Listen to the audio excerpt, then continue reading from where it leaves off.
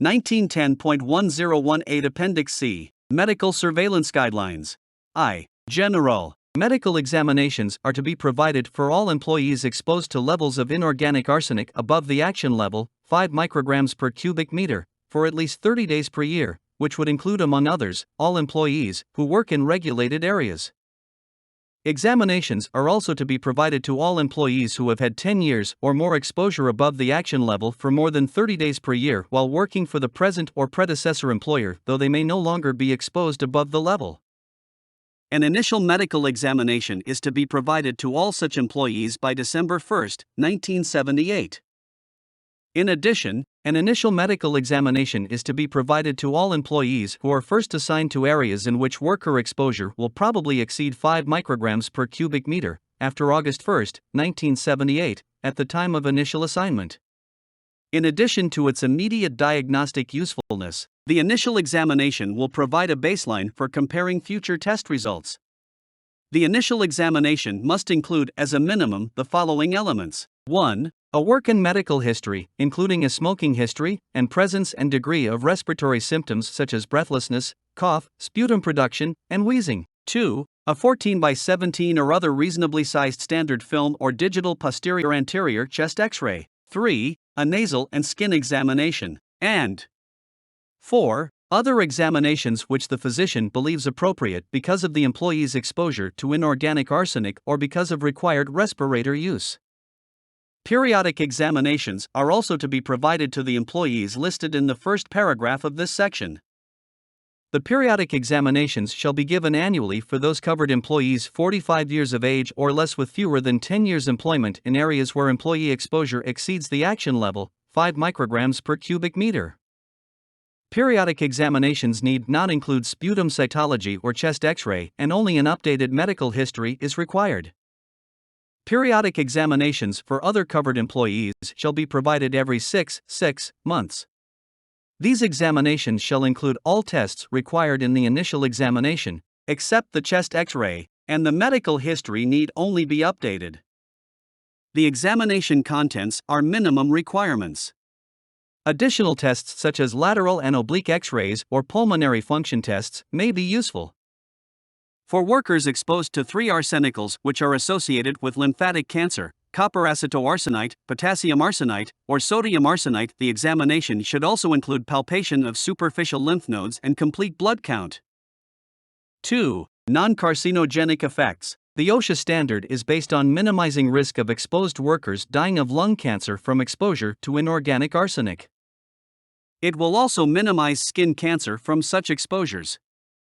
The following 3 sections, quoted from Occupational Diseases, A Guide to Their Recognition, Revised Edition, June 1977, National Institute for Occupational Safety and Health, is included to provide information on the non-neoplastic effects of exposure to inorganic arsenic. Such effects should not occur if the OSHA standards are followed. A. Local. Trivalent arsenic compounds are corrosive to the skin. Brief contact has no effect, but prolonged contact results in a local hyperemia and later vesicular or pustular eruption. The moist mucous membranes are most sensitive to the irritant action. Conjunctiva, moist in macerated areas of skin, the eyelids, the angles of the ears, nose, mouth, and respiratory mucosa are also vulnerable to the irritant effects. The wrists are common sites of dermatitis, as are the genitalia if personal hygiene is poor. Perforations of the nasal septum may occur. Arsenic trioxide and pentoxide are capable of producing skin sensitization and contact dermatitis. Arsenic is also capable of producing keratosis, especially of the palms and soles. B. Systemic. The acute toxic effects of arsenic are generally seen following ingestion of inorganic arsenical compounds. This rarely occurs in an industrial setting. Symptoms develop within 1/2 to 4 hours following ingestion and are usually characterized by constriction of the throat followed by dysphagia, epigastric pain, vomiting, and watery diarrhea. Blood may appear in vomitus and stools. If the amount ingested is sufficiently high, shock may develop due to severe fluid loss, and death may ensue in 24 hours. If the acute effects are survived, exfoliative dermatitis and peripheral neuritis may develop. Cases of acute arsenical poisoning due to inhalation are exceedingly rare in industry. When it does occur, respiratory tract symptoms, cough, chest pain, dyspnea, giddiness, headache, and extreme general weakness precede gastrointestinal symptoms. The acute toxic symptoms of trivalent arsenical poisoning are due to severe inflammation of the mucous membranes and greatly increased permeability of the blood capillaries. Chronic arsenical poisoning due to ingestion is rare and generally confined to patients taking prescribed medications. However, it can be a concomitant of inhaled inorganic arsenic from swallowed sputum and improper eating habits. Symptoms are weight loss, nausea and diarrhea alternating with constipation, pigmentation and eruption of the skin, loss of hair, and peripheral neuritis. Chronic hepatitis and cirrhosis have been described.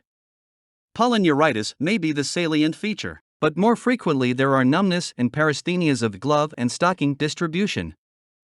The skin lesions are usually melanotic and keratotic and may occasionally take the form of an intradermal cancer of the squamous cell type, but without infiltrative properties. Horizontal white lines, striations, on the fingernails and toenails are commonly seen in chronic arsenical poisoning and are considered to be a diagnostic accompaniment of arsenical polyneuritis. Inhalation of inorganic arsenic compounds is the most common cause of chronic poisoning in the industrial situation. This condition is divided into 3 phases based on signs and symptoms. First phase. The worker complains of weakness, loss of appetite, some nausea, occasional vomiting, a sense of heaviness in the stomach, and some diarrhea. Second phase. The worker complains of conjunctivitis, a catarrhal state of the mucous membranes of the nose, larynx, and respiratory passage. Coryza, hoarseness, and mild tracheobronchitis may occur. Perforation of the nasal septum is common, and is probably the most typical lesion of the upper respiratory tract in occupational exposure to arsenical dust. Skin lesions, eczematoid and allergic in type, are common. Third phase. The worker complains of symptoms of peripheral neuritis, initially of hands and feet, which is essentially sensory. In more severe cases, motor paralyses occur. The first muscles affected are usually the toe extensors and the peronei. In only the most severe cases will paralysis of flexor muscles of the feet or of the extensor muscles of hands occur. Liver damage from chronic arsenical poisoning is still debated, and as yet the question is unanswered. In cases of chronic and acute arsenical poisoning, toxic effects to the myocardium have been reported based on EKG changes. These findings, however, are now largely discounted and the EKG changes are ascribed to electrolyte disturbances concomitant with arsenicism.